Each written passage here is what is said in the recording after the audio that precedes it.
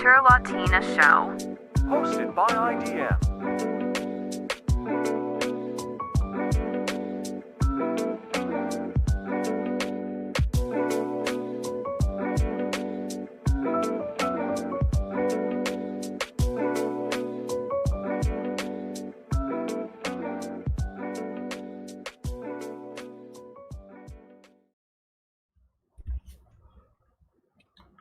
And we are live. Hello, everybody. Good afternoon. Hello, Nina. How are you doing? Hi, Marcelo. I'm a little bit sick, but I'm going to push through, so I apologize for my voice, although I am using a new microphone for any of you guys asking about that question. Welcome to another episode of the Winter Latina Show. Today we have a very knowledgeable guest for you guys. It is Dr. John Laughland, who is a British author. He's also a lecturer in politics, in history at the Catholic Institute of the Vendée in France. He is also the director of the Forum for Democracy, which is a political party in the Netherlands, in the European Parliament as well, and this is sort of its international branch. So John has been published extensively, both in major publications like The Guardian, The Wall Street Journal, as well as more niche publications like The American Conservative. So we're really excited to have him here today. Marcelo, let's bring him on, and let's have him correct me if I mispronounced anything, if I misintroduced anything. Before bringing him on, I would ask you to reload your camera page, please. I don't know why it's completely blurred here for me and for everybody watching, probably. Whose page? Your My page? Yes, Nina.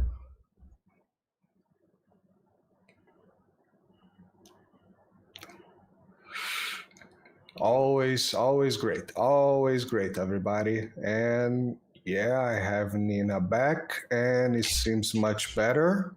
Seems much better. Okay. I'm using the highest internet connection possible, so hopefully it works. Yeah, I don't think the ocean internet cables are doing very well today.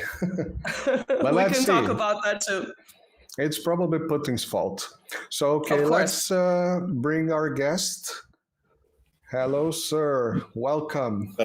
Thank you. Well, Thank you, John. Thank you so much for participating. We have a lot of questions, but of course, I first would like to know whether I mispronounced, misintroduced anything, everything was fine. completely butchered my French. Everything was fine. Okay, so is there anything you'd like our listeners and our viewers to know before we jump into the questions? Maybe something that you're working on now, maybe particular highlights of what you've been working on previously? Well, I've been working in my garden all day because I'm in the country at the moment, and I combine my normal intellectual work with shoveling gravel and cutting down trees and things like that.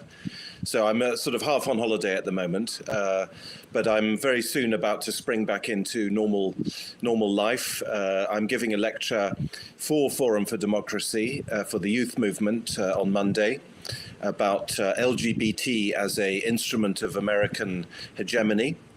That's a theme that I've lectured on before, and I lecture on all kinds of different subjects, but that's the latest thing that I'm working on right at the moment.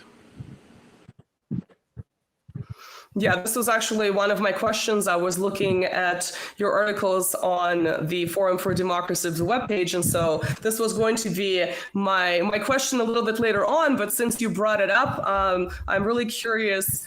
First of all, that there even is kind of a youth movement, or I don't know if this is like an activist branch of the movement that you would describe it as, but also that particular topic, which is obviously, you know, in the mainstream considered to be a bit of a taboo subject, especially presented through the paradigm of American hegemony. So if you can elaborate on this, that would be amazing. Forum for Democracy is a political party in the Netherlands. I work for that party. I work for the parliamentary group in the Dutch Parliament. Unfortunately, we don't have a presence anymore in the European Parliament. That's one minor detail that I should correct.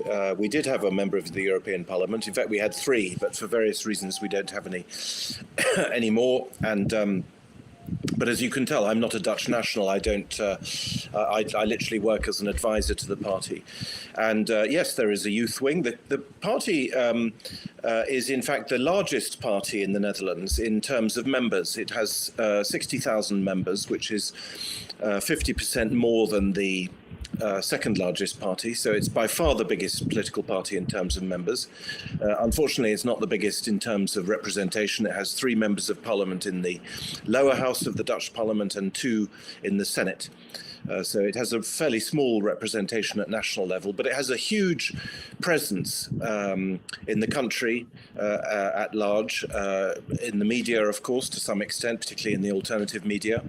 And yes, there's a youth movement. There's a very active youth wing, if you like, and those are the people that I'm going to be seeing on Monday. They're coming down to France for a summer camp, and it's only a couple of hours' drive from where my country house is. So that's why I'm going to speak to them.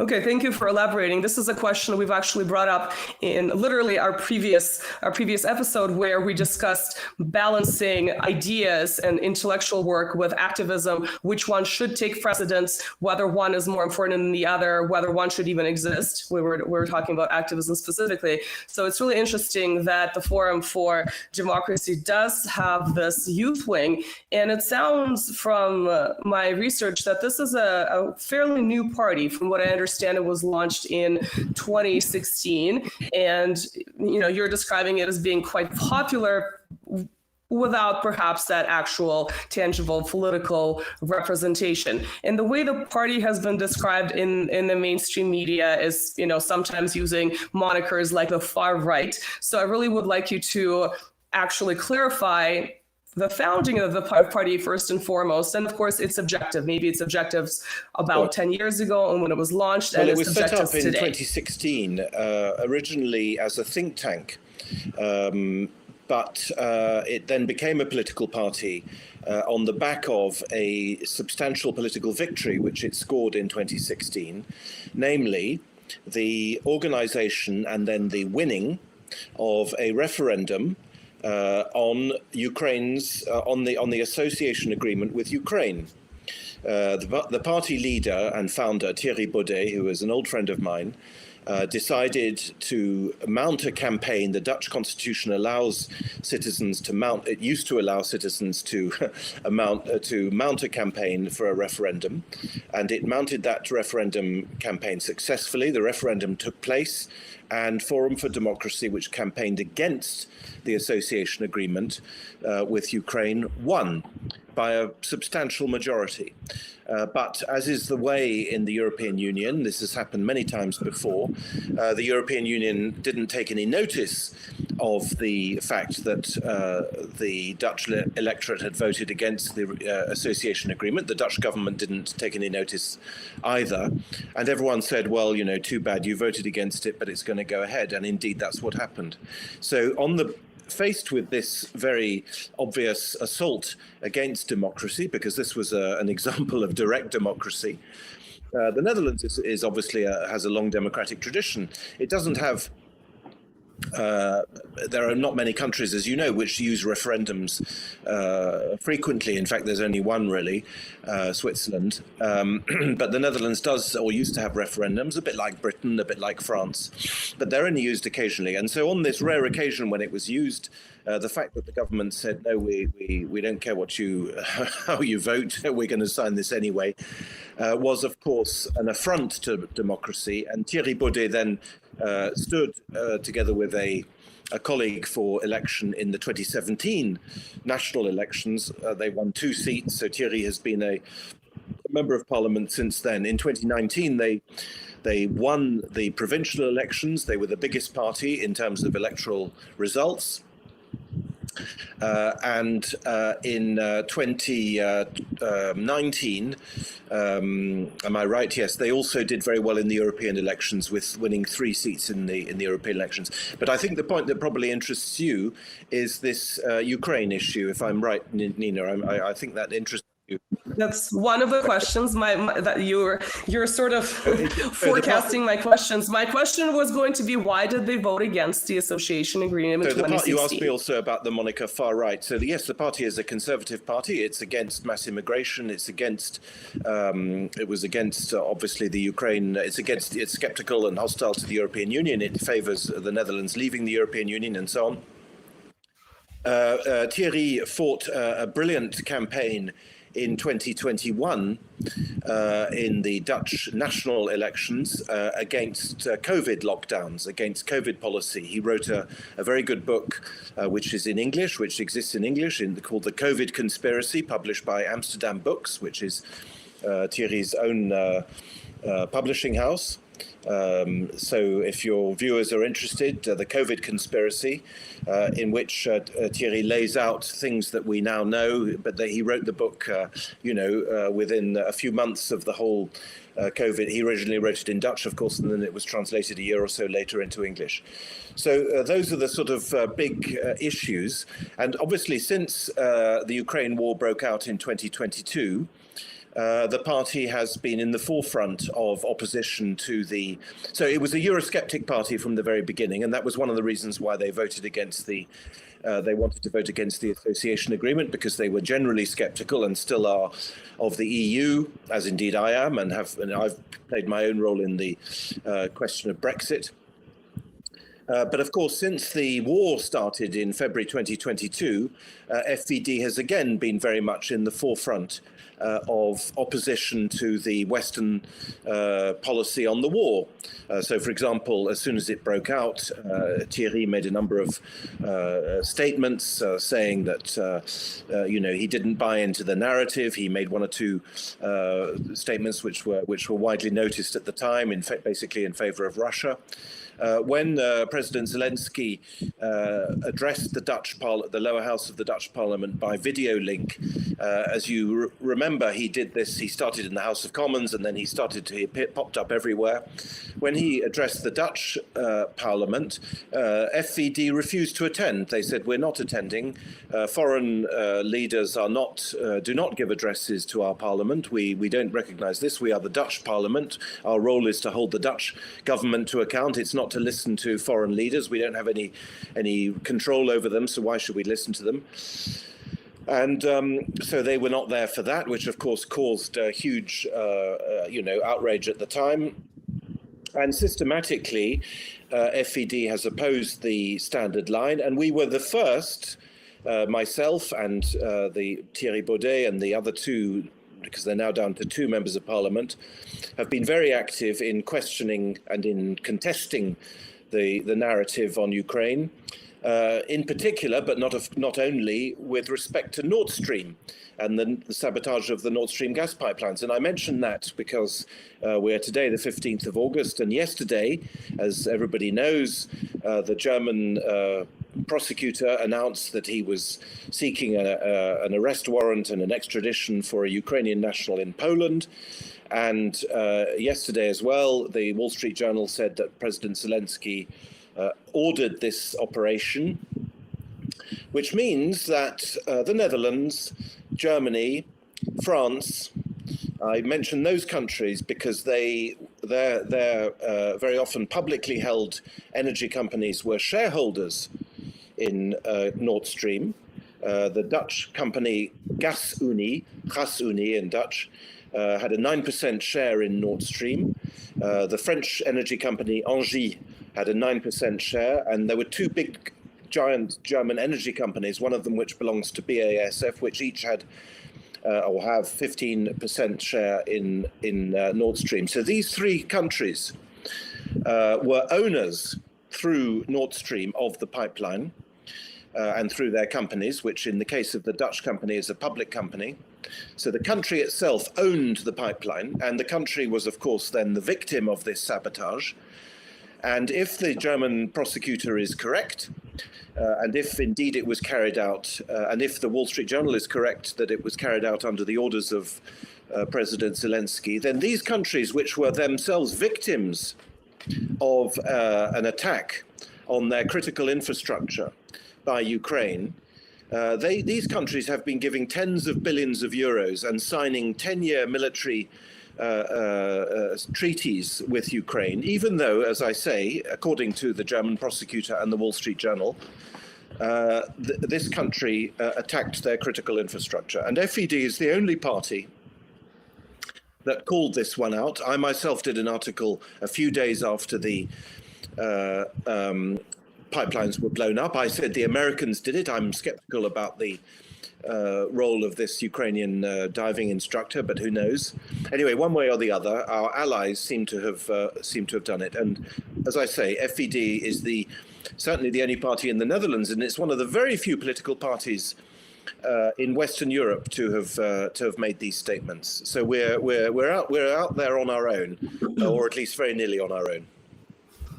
Yeah, that's a really great point, because when people talk about the Nord Stream sabotage, they say that it was an attack on Russia, but Russia has done pretty well in terms of reorientating itself toward other markets. Obviously, this was very damaging, but exactly as you pointed out, I think it's a really good case can be made for the fact that the biggest losers and the biggest victims or targets were certain countries in Europe. I would include Germany on this list as well, of course. So then the question arises, why, regardless of who the culprit is, I'm also skeptical of, considering the specificity and the type of training that such an operation would require, I'm also skeptical of the people who've been announced as potential perpetrators. Nonetheless, regardless of who they are, why is this such a taboo subject when this was such a massive attack on as you said, European major European infrastructure for multiple countries?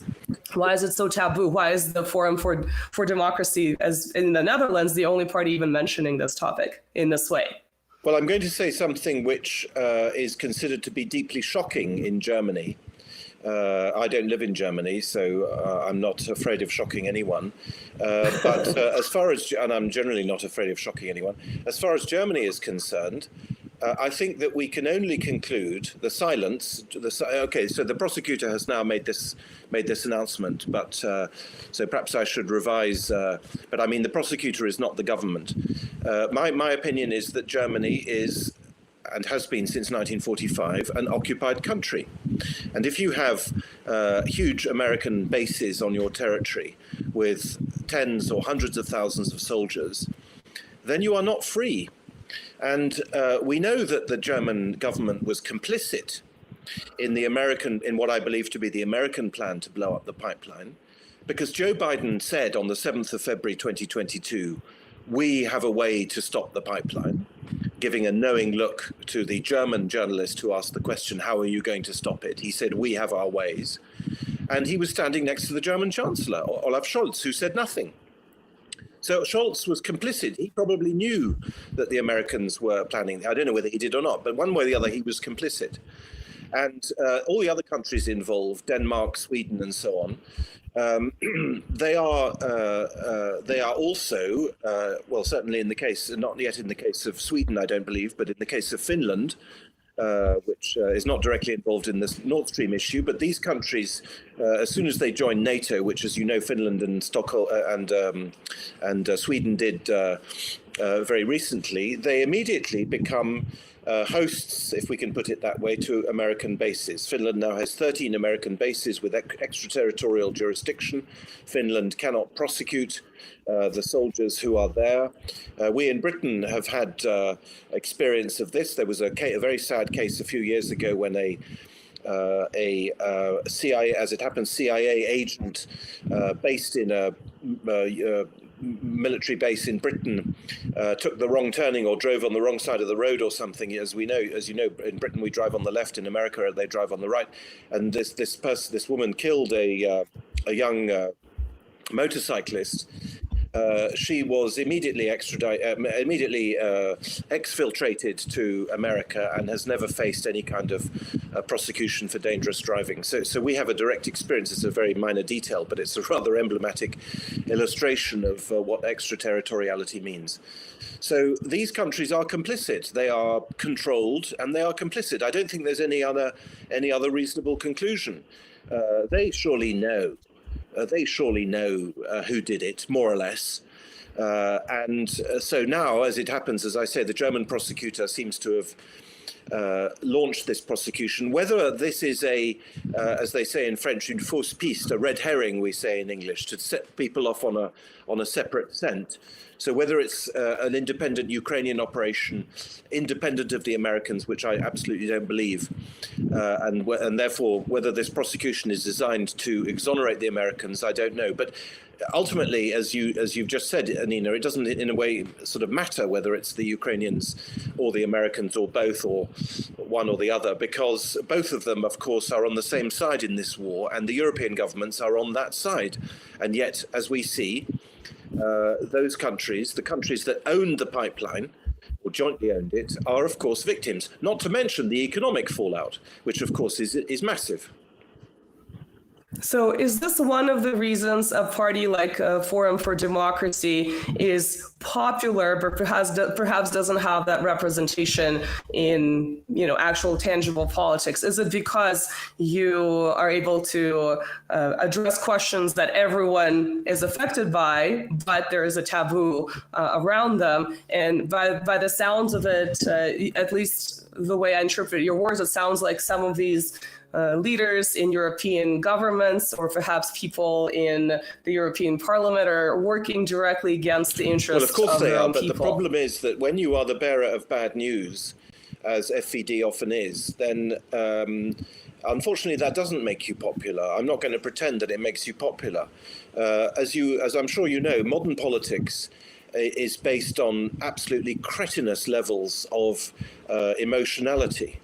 We're seeing this with Kamala Harris now in the United States, where this person who for the last 4 years has been effectively hidden from view because she's so embarrassing is suddenly brought out into the limelight. She's still embarrassing, but for some reason, because she isn't Trump and because the people who don't want Trump are delighted that they've got at least somebody to cling on to, they're now pushing her forward, and she will smile and laugh and giggle and generally not be Donald Trump, and that is enough for most people. If by contrast you are always saying or often saying things are bad, your government is lying to you, we're being tricked, they are authoritarian, they are trying to close down free speech, these are very often the messages which certainly I give and which FVD also gives.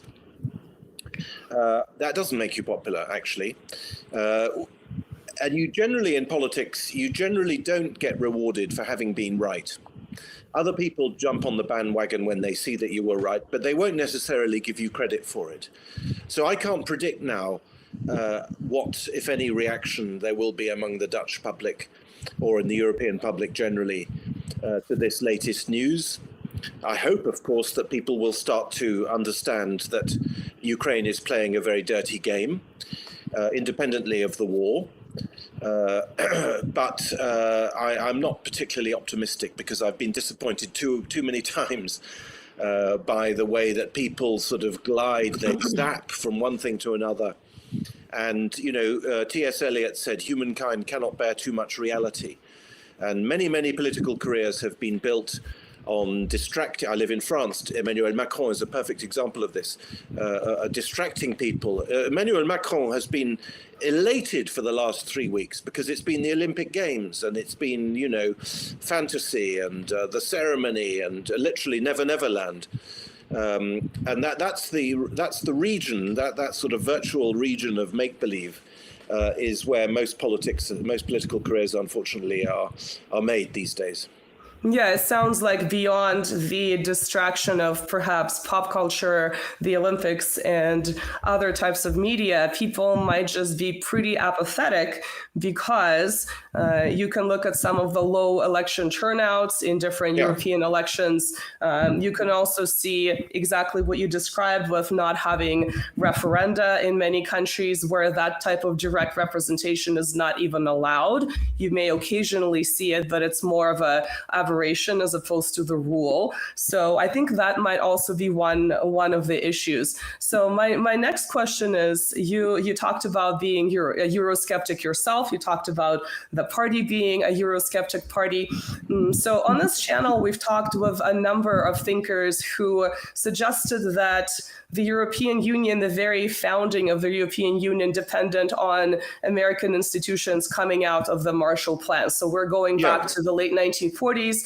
We can look at other institutions, right, like the European Coal and Steel Community in the 50s. So all of those little steps along the way prior to establishing this sort of supernatural state depended on having American institutions. So is it then...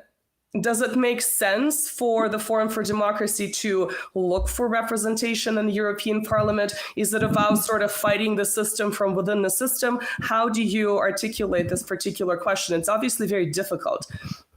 Yeah, so on the issue of the history, as it happens, I'm a university lecturer and I give lectures on exactly this. So I'm very well... I know an awful lot about the American origins of the European communities. You mentioned the coal and steel community that grew directly out of a structure which the Americans belonged to, in fact, from 1947 onwards.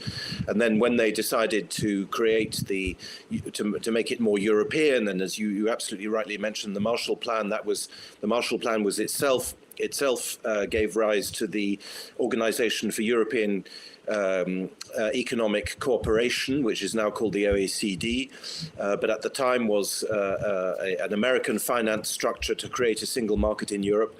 All the origins of the European Union are American, all of them. There's just absolutely no doubt, and I could go on about this subject for hours. So, but that's not your question. Your question is, do we fight the system from within? Well, I'm just an advisor to the party, but the answer is that the FED and Thierry Baudet regard their membership of, so in this case, the Dutch Parliament, and unfortunately, as I say, we don't have a member of the European Parliament, they regard them as platforms. They regard Thierry, I think it's fair to say that he regards being a member of the Dutch Parliament as having a platform. It gives him a public space, it gives him a public presence, and he is able, in virtue of the prestige that gives, to say things and to be noticed which otherwise wouldn't happen. But I don't think that he is under any illusions at all. In fact, he isn't under any illusions. And he gave a lecture in Budapest only a few days ago on this very subject, that politics can change anything. On the contrary, when the COVID thing happened, he could see, and of course the same is true of almost every other issue, whether it's Ukraine or Europe or NATO or whatever, that the members of the government, never mind just the members of parliament, members of government never question anything. They never think about anything. They literally don't even, I don't know, set up committees of inquiry to look into, I don't know, the scientific benefit or otherwise of lockdowns and all the rest of it. They literally operate as a herd, and that applies, of course, within national governments, but also between national governments. And we saw this in COVID, where they all started to use, and indeed this continues, they use the same slogans. You remember Build Back Better in New Zealand, in London, in Paris, in Berlin, everyone, and in The Hague, everyone was building back better. That was one of the little slogans they had, and this thing happens all the time. So these people are, as Thierry often says, they are in office, but not in power. They're not actually in power. They are just sort of middle managers, usually pretty mediocre. They know, because that's how they're wired, what they need to do, what they need to say. The managerial structure the anthropological structure that they belong to, in which they prosper, almost operates on autopilot. They know what signals to give off. They know what signals to obey, and they do it spontaneously. I mention all this because there's very often in these discussions a question of who's really controlling. You don't need a central system of control in the world of political correctness. People who buy into political correctness do it because it's in their character, and they navigate according to the magnetic fields of political correctness. They don't need to be rung up and told you must do this or that. They do it themselves. That's how the managerial structure works. So FED's view is that there's no point, that politics itself won't change anything. Instead, what we try to do, and FED International is part of this, is to basically do meta-politics.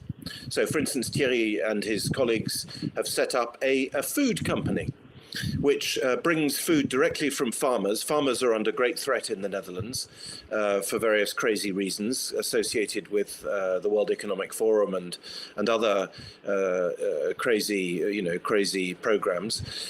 So they've decided to set up a food program, a food delivery service, which brings food directly from farmers to the clients.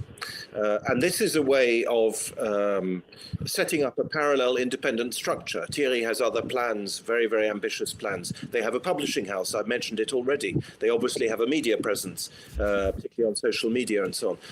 So that's how I would answer you. You can't beat the system from the inside. No. The only way to do it is to create your own structures and your own world, if you like, upstream, and hope that downstream, in who knows when, in a few years, maybe in a decade, that will bear fruit. Yeah, it's a really great point. Okay, Marcelo, go ahead, then I'll jump in. This point that you just made was so interesting, and I think it's so important for people to understand what you just said. That I mean, this is one step away from privatizing the state, and this is at the same time extremely important for society to be able to organize like that, and at the same time I believe it's so dangerous. But it's one thing that I think for years and years and years, because I'm from Rio de Janeiro, I'm from Brazil, and institutions in Brazil barely work, or I would say they work exactly on the thin line between absurd, revolution and poverty. And I always thought like that. People just need to organize themselves and start doing stuff. So this is when I created the channel. This was the idea. Start organizing people. We are creating a very tiny, small community here in Brazil as well, and internationally. Yep. But I would have one question for that.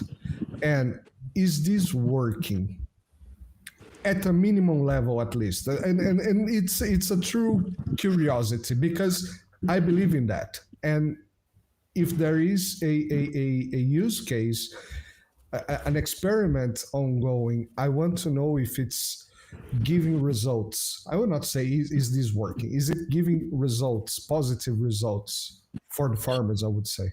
Well, I think probably, it gives some positive results. The food delivery service is a business, so it works, it makes a bit of money, and of course they're hoping to grow.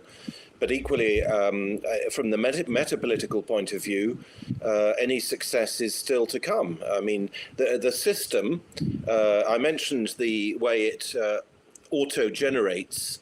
It generates its own following. That's the whole point about the magnetic fields that I mentioned, that people who don't have any convictions, they navigate according to the magnetic fields of what they think they're supposed to do. That's how most people operate. Many people operate that way. Okay, like a flock of birds, they go, they know, as it were, almost instinctively how to go. And then you get the few awkward people like you and me who, stand aside from the herd and so on. But no, it's not. I think the system has a lot of life left in it. And we've seen I mean, you know, I mentioned 2016. 2016 was the year of this Dutch referendum. It was the year of Brexit, and it was the year of Donald Trump's election. They're three big anti-system events. And yet we saw that in 2017, Emmanuel Macron was elected in France. That was the system striking back.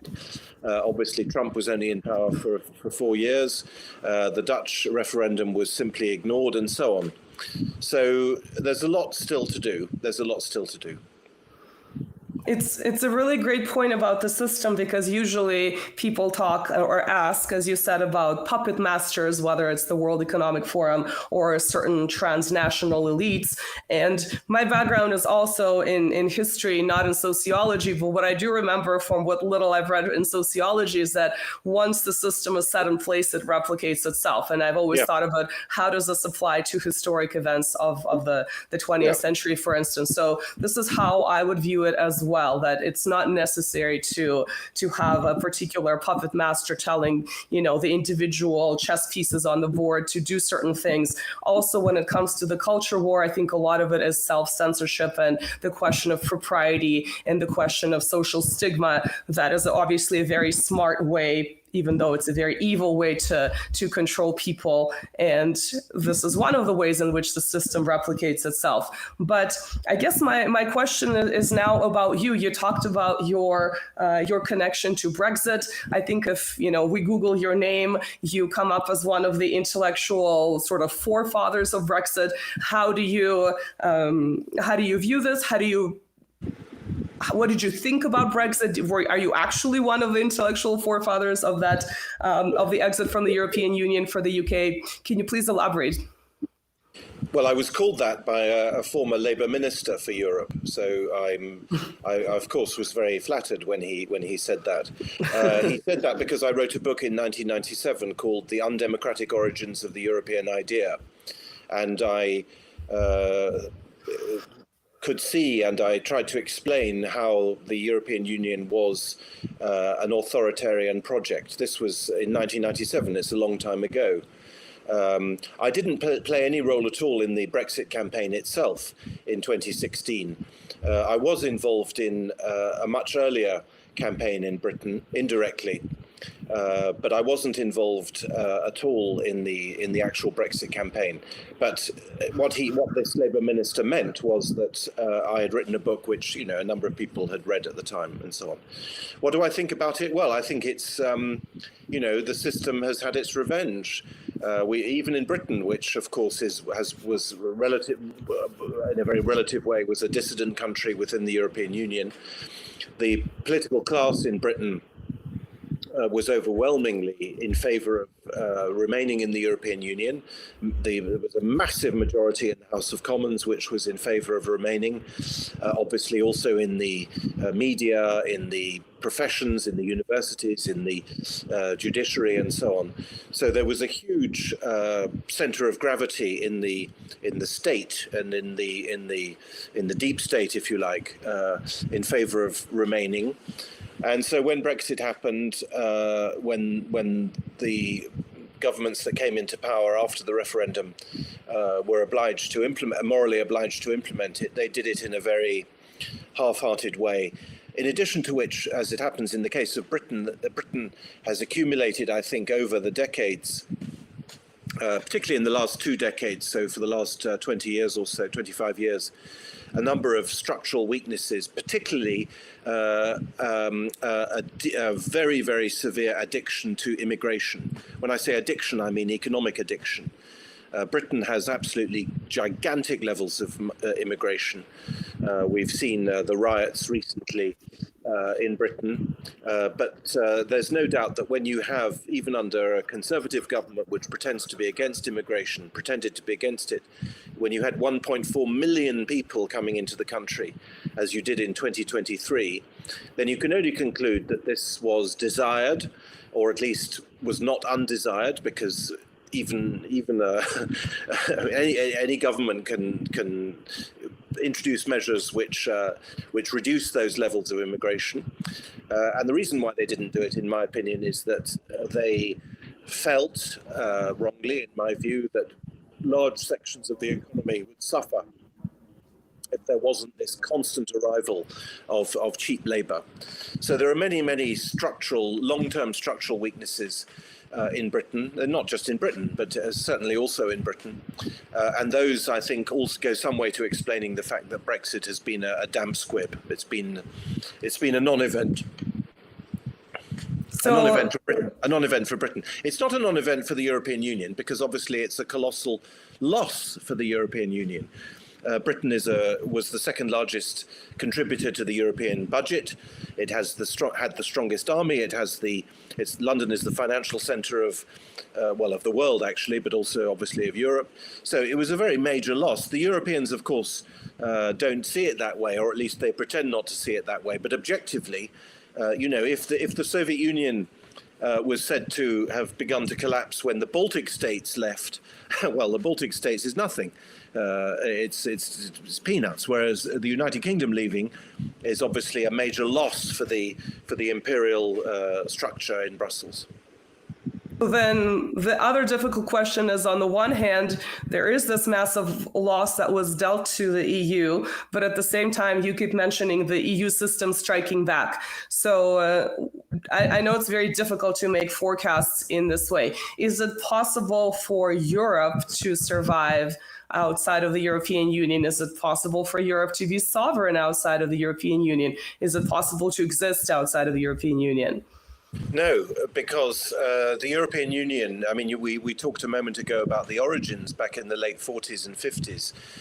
The American control, to put it that way, over Europe, and we talked about Nord Stream a few minutes earlier, has only increased. Far from becoming sovereign, the European Union has become less sovereign. When it voted its last treaty, the Treaty of Lisbon, in 2009, which is the current treaty that is in force, it agreed in that treaty collectively that its foreign policy would not diverge from that of NATO. That's in the constitutional treaty. It's now called the Treaty on European Union. It's one of the treaty obligations of the European Union that its foreign and security policy may not diverge from NATO. There's no obligation on NATO's side not to diverge from the policy of the European Union. So it's a one-way obligation. And that means that the European Union, by its own texts, is legally obliged to follow NATO, which means, of course, following the Americans. And in the last 2 years, we've only seen that in absolute, in the most stark way possible, with this extraordinary situation. And again, you referred to that indirectly, Nina, earlier. Many people say, and I think they're right, that the Americans they probably know that they can't win. They can't win in Ukraine. They can't win. They can't beat Russia. They think probably they can wage a war of attrition and weaken Russia. I don't think they can, but that's probably what they think. But ultimately, they think, well, okay, so what? We can't win in Russia. We're not going to expel Russia from the Donbass or Crimea or whatever. But what we can do, at least, is ruin the European economy. And the European economy is a competitor. And if at least we get that out of this war, then we will have taken out a major competitor. Both by obviously dividing the European continent, by dividing Germany and Russia, which has been a historic aim of the Americans, as explained famously on, everyone probably has seen this guy called George Friedman, a strategist in America, who's explained this very clearly. Brzezinski explains it. They not only by dividing obviously Germany and Russia, which are the two largest countries by far in Europe, but also, of course, by deindustrializing Europe through energy prices. Energy prices are now far higher in Europe than they are in Asia or in America. And many companies, including the giant German industrial giants like BASF, are closing their plants in Europe, including hugely important sectors like fertilizer and chemicals and so on, and relocating them to the United States of America, where energy is about 30% of what it costs in Europe, or of course to Asia.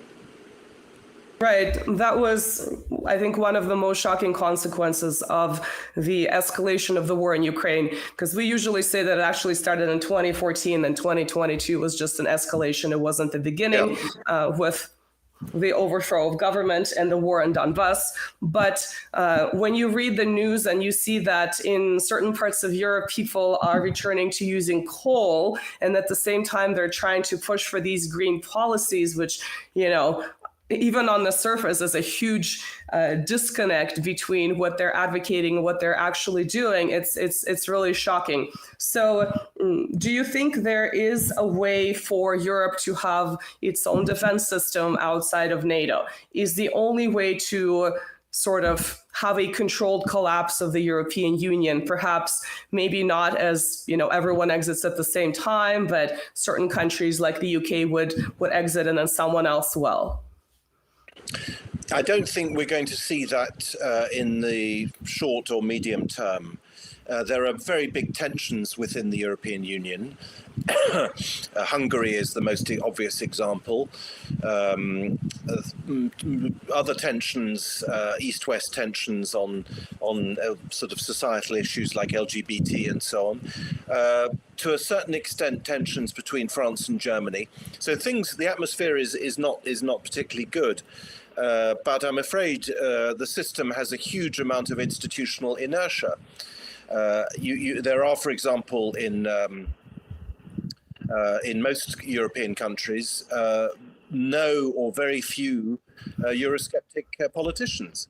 You know, I've mentioned FVD in the Netherlands, but it's a small party, 3 members of parliament out of 150. The overwhelming bulk of the political class in these countries buys into the European project, buys into the Atlantic project. And that includes, if I take the Netherlands as an example, new ministers who've just taken office who are young men and young women. They're in their 30s, you know, they're looking forward to a whole career in this system. So I can't predict that it's for tomorrow. Of course, there are signs of the collapse of American leadership. The whole senility of Joe Biden, the unbelievable incoherence, strategic incoherence of trying to fight 2 wars at the same time, one against Russia and one against China. Even the Americans don't have the capacity for that. The rather pathetic attempt to continue to pretend that the world is as it used to be, when in fact Russia, China, India, as we know, Brazil, South Africa, Brazil and South Africa are less important, but Russia, China and India coming together as they have done in recent years, and even more so since 2022. These are gigantic developments, and I briefly mentioned Brzezinski. Brzezinski's famous book, The Grand Chessboard from 1996, he explains how the Americans control Eurasia. And he says, this is how we do it. We have our strategic points on the periphery of the world island. He uses this Mackinder-ish vocabulary. So Western Europe is a point of support, then the Middle East with Saudi Arabia and so on, and then obviously in the Far East, Korea and Japan and things like that. So he explains this all in very geopolitical terms, and he says in his book, he says if the major powers of Eurasia should ever get together and come together in reaction against this hegemonic project of ours, then it would be over. And of course, that's exactly what has now happened, because particularly Russia and China have developed over the last 10 or 15 years unbelievably deep economic, political, military, and of course energy cooperation. And political cooperation at the international level. When you read Putin was in Peking just after Xi Jinping's re-election a couple of months ago. Xi Jinping had come to Moscow the previous year just after Putin's re-election. when you read the communiques of these two colossal countries, and when you see how India as well, the world's largest democracy, and indeed the most populous country on the planet, when you see how these countries are coming together, then if you know your Brzezinski and if you understand the American project, then you can only conclude that it's coming to an end. Unless my memory escapes me, I think Brzezinski also mentions Iran in that context, so Russia, China, and Iran as being the three sort of, the three important.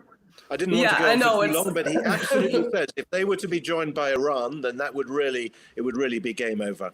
Which is exactly what American politics in the Middle East have created. They sort of pushed these countries together that may not have been as close as they are now if it weren't in response to American foreign policy, which is remarkable because that makes you wonder whether they really recognize the types of international relationships they have created, precisely the ones that they wanted to avoid. So yeah, that's a very important point. And it seems like with all these recent visits to China of European leaders and Chinese leaders coming to Europe, there probably is a little bit of that recognition of the realities on the ground, obviously the Chinese Belt and Road, et cetera, et cetera. So I mean, maybe reality will come knocking in some shape or form that is constructive rather than destructive in this sense. But I'd like to go back to the fascinating point that you made about essentially establishing a parallel society. So when you talked about delivering food directly from the farmers, in North America, we have farmers markets in the summer. It's kind of like a little miniature version of that as well, right? We go and we buy food that is actually not poisoned by pesticides, and we give money directly to the farmers. So I think it's something that does exist in other places as well. But I wanted to know, where does academia, ideas in intellectualism function in the way that you're talking about establishing this sort of miniature parallel society? You're obviously there are certain examples of people like you in the academia that teach things according to reality as opposed to what the system might want. But is there a way to do something more coherent, to establish some kind of an institution, where a legitimate institution where ideas would be discussed, maybe beyond a think tank, where newer generations would be educated, much like you're working with the youth wing of the party? Well, I mean, I'm lucky enough to teach in a small university where I can, as you very well put it, teach reality. I'm very lucky to have that. And okay, it's very small. It's in the French provinces. It has a relatively limited reach. But yes, I mean, again, FED does that. We have a think tank. We continue to have a think tank in Amsterdam. Which holds weekly lectures. The FED has also set up a school, and that is, of course, I mean, it's very small. It's just a primary school for the time being, but Dutch law allows them to do it, and they've done it. So, obviously it's a small step, but yes, ultimately, one would hope to go on and have secondary schools and then universities and so on. Absolutely. I mean, do you think there might be a systemic crackdown on institutions like that, on nascent institutions, that, there would be a realization that they're sort of challenging the types of things that are coming from within the dominant narratives, from within the system itself? Yes, there might well be. I mean, I've just... there's just been a horrible incident in Germany where quite a big magazine was closed down on the orders of the government. I happen to know the editor quite well, and so I followed that case very closely. Luckily, yesterday, the Federal Administrative Court in Germany annulled and suspended the closure. So there has been a small victory. Well, actually quite a big victory. So yes, I think that it's absolutely possible that the state will try to use its force. We've seen this in Britain. We've seen it in many other countries where either media outlets or associations are closed down. So yes, the state is prepared to go a long way, but one keeps on trying, and the university where I teach is not a party school. It's not a training college for conservative politicians. It's a real university. It awards real degrees. It has its own reputation. It has academic standards. It does research and so on. So these institutions can exist. It's true they're very rare in Europe. They're very, very rare. There are more of them in the United States than in Europe. But we have to hope that by doing good, by trying to do good, by trying to do what we can, that one way or the other, the truth will prevail. Yeah, that's a really good point. And if our viewers were paying attention last week, we did, our guest from Austria did mention this German magazine. So it's interesting that there's been an update, which seems a little bit like a unicorn legal victory these days. But let's jump to kind of a more abstract concept. Obviously, the party contains the word democracy. It's a word that has had different meanings. If we go back to Athens, as everyone knows, that particular type of democracy was in a state that had slavery. What is meant by democracy today, especially when these transatlantic elites talk about our democracy, seems very vague. It's whatever fits into that concept is being presented as our values versus, their values, very much like us and them, friend and enemy distinction. So what meaning do you specifically put into the word democracy when you think about this party? Is it this popular representation like referenda? Is it something else? What is meant by that for a term that's really kind of been damaged, I would say, these days? Yes, I totally agree that it's been damaged. It's, of course, massively abused, as you say, particularly by the American state, by the American deep state, and I totally agree with that. No, I think what I would understand by democracy would indeed be a much more frequent recourse to referenda, a disbanding of the political class. And I mean, when I say disbanding, that means, yes, dissociating oneself from international organizations, because international organizations are by definition undemocratic. They are systemically undemocratic because they are beyond the reach of electorates. The European Union is beyond the reach of electorates. The European Commission is not elected. The European Commission is only very indirectly held to account through the European Parliament, which itself is not really a parliament and not really a democratic organization.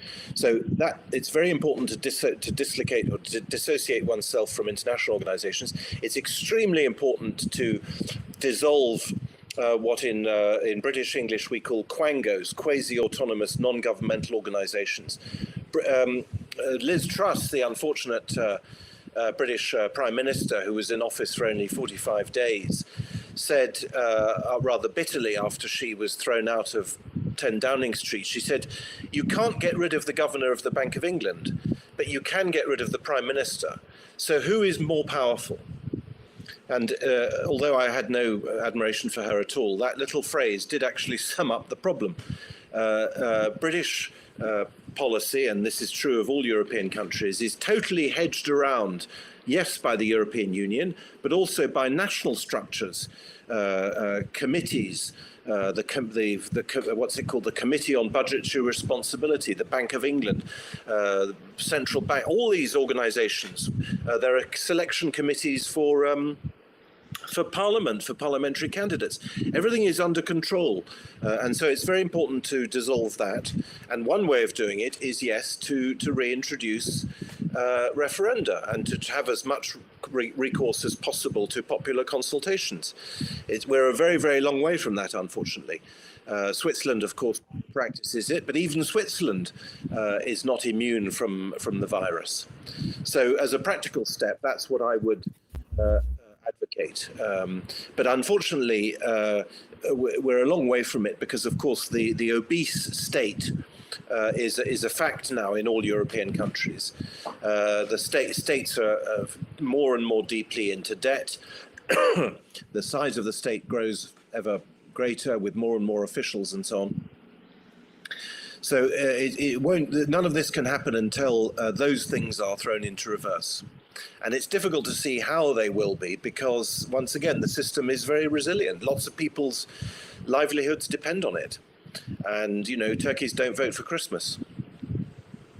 That's a really good analogy. So what is the focal point for the international branch of the Forum for Democracy? You just mentioned that you do have activists from the Netherlands coming to work with you. Are you working with multiple European countries? Are you working with Canada and the US? What are the parameters and the focus of this kind of work? We obviously have partner parties in other parts of Europe, in Hungary, in Bulgaria, in Slovakia, in Germany, in France. We belong to a pan-European party. It's actually being set up at the moment as I speak. But I also run a bit like what you're doing now. I run I've been running it's been going now for more than a year, a weekly X space, but we went video for the first time yesterday. Congratulations. It's called The Forum. And it was a great success yesterday. I was very, very happy. We talked about Compact Magazine in Germany. Of course, we hope that by doing that, by having the various structures in place. I mentioned the publishing house, the Renaissance Institute in Amsterdam, the school in the Netherlands. By having these, and of course by having our international network, we would like, to become one of the nodal points of whatever you call it, of the search for truth, the resistance, the fight for justice. I'm not quite sure what label to use. Perhaps the search for truth is the best one. Well, and my last question, thank you for explaining that. So if any of the viewers want to get involved, we linked your website to the stream. So you're welcome to visit John's Twitter account for more information, of course, to see these streams on X, but also go to the website for more information. But my last question, you said that this institute is called Renaissance. Is it meant to be the rebirth of Europe outside of the EU, the rebirth of nation states? Are nation states outdated? What does that, there's clearly a meaning behind this moniker. Yes, no, nation states are not outdated, absolutely not. But yes, it's the rebirth of Europe beyond this terrible straitjacket in which Europe has built for itself, but which was ultimately built by the Americans, and which is the very long-lasting legacy of the end of the Second World War, which left, as we know, the Americans essentially in control of Western Europe. And it's a long story, and I'm trying to make it short. But we are now in a situation where nation states are derided and they are put down, and the people are treated with contempt. Again, we've seen this recently in Britain with the horrific brutality with which the new British government has reacted to popular anger at a particularly horrible murder, which I expect your viewers know about. The attitude of the elites is that the people are dangerous. And, this attitude was well caricatured by Bertolt Brecht in 1953. After there were workers' protests in East Germany, in East Berlin, he said, we will have to dissolve the people and elect a new one. Political class in Europe. They despise the people. They despise their own people. Keir Starmer was asked whether he preferred Westminster or Davos, and he responded Davos without hesitating, because in his view, Westminster is provincial, whereas Davos is international, and you can get things done in Davos and all the rest of it. So we have people who don't like their own countries. Emmanuel Macron does not like France. He despises France. He's often rude about France. He's often rude about the French. He says they're difficult and lazy and all the rest of it. We see this all over the place. And no, nation states are the natural framework for politics, because nation states are a people. It's the same thing, and so they're the natural. You mentioned Athens and so on, but I mean that's what Athens was. Ancient Athens was a people. They were citizens of a particular city, but they were a people who recognized themselves as such, and of course saw themselves as different from the Spartans and so on. And it's exactly the same, albeit on a bigger scale, with the nation states of Europe, which are a fact. They are a historical fact, a biological fact, a linguistic fact, a geographical fact. And the sooner we get back to them being the primary vectors of political life, the better. And the sooner we, as I say, dissociate ourselves from these suffocating both international and national structures which prevent the nation from living and breathing as it should, it's an organism, the better. Thank you. Yeah, apologies for interrupting. I was going to say that impact of that contempt for the people and their own countries, you can even see it in the so-called Russian liberals who orient themselves towards the West, and they call themselves dissidents. They openly would call the Russians as a biomass in the media, which is, you know, kind of a shocking comment to use about the people that you claim to want to elect you at some point.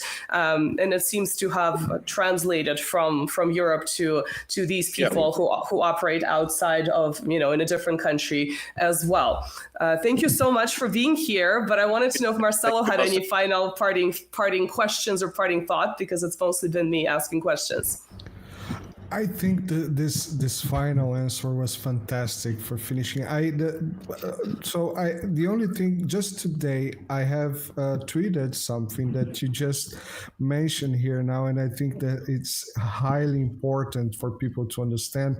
And I would ask you kindly for a quick development on this, which is the you know, people today are so have always been so connected to the words left, right, you know, progressist, whatever, that they completely forgot what the meaning of this is, of all this is. And you use the exact word that I used as a suggestion, which is, you know, revolution or resistance, whatever, of the system. I would like to understand how people, and I'm asking more for other people than for myself, how people could understand that they are on the right path, not just following a horde that self-proclaims as being leftist or rightist or whatever, you know, and really join a revolution, a resistance against the system, a rage against the machine. Well, I don't have an easy answer. I mean, that's Nina's earlier questions, you know, also were sort of probing that, you know, the what is to be done, the eternal question, what is to be done. I think that culture is important. We haven't mentioned that except indirectly when we talked a moment ago about education. But culture is important, and if people's cultural level goes down, that's not a good thing, and of course it is going down. I mean, I personally think that politics, if it is influential, and I'm skeptical about its ability to influence things, can be influential when it is optimistic and positive. And the difficulty, of course, in our present predicament is being optimistic, because obviously things are pretty dire. But I suppose that we can just carry on saying the truth and telling the truth as we see it, and trying to hope that with fora like this, that the truth will eventually get through to people, and the truth will set us free. Sticking to reality, although some people would debate what reality is. John, thank you so much for being here. This was really helpful, again, for those who would like to learn more about the party's work and John's work specifically. We've linked his Twitter account. We've linked the website. Do you have any sort of updates on what you're working on beyond working with these activists from the Netherlands that you'd like to mention before? Well, no, I think we've more or less said everything. Yeah, sure. It's very kind of you to have me on your show. I really appreciate it. Well, perhaps we can have you back one of these days where you can give us a more expanded lecture on these institutions that we talked about from 1947, 48 up until today, since you are an expert on this topic, and it's one of my favorite subjects. So I think we'll have a lot to talk about as sort of history goes, but also I think it'll be very interesting for the viewers to learn things that they perhaps may not know about. Thank you so much, John. Okay, thank you so much, Dean. And thank you, Marcelo. All the best. Thank you so much, John. Goodbye. And everybody, remember to like, share, subscribe. I have to do that. I'm sorry. And all the links for John and Nina are on the description in the Press of Mass Destruction. All the links for John and me are on Nina's channel. And you can find all the links for John's work on his social media that are linked on the description. So thank you very much. Thank you all for coming and joining us today, and see you next time. See you, Nina. See you, John. See you guys. Thank you. Bye.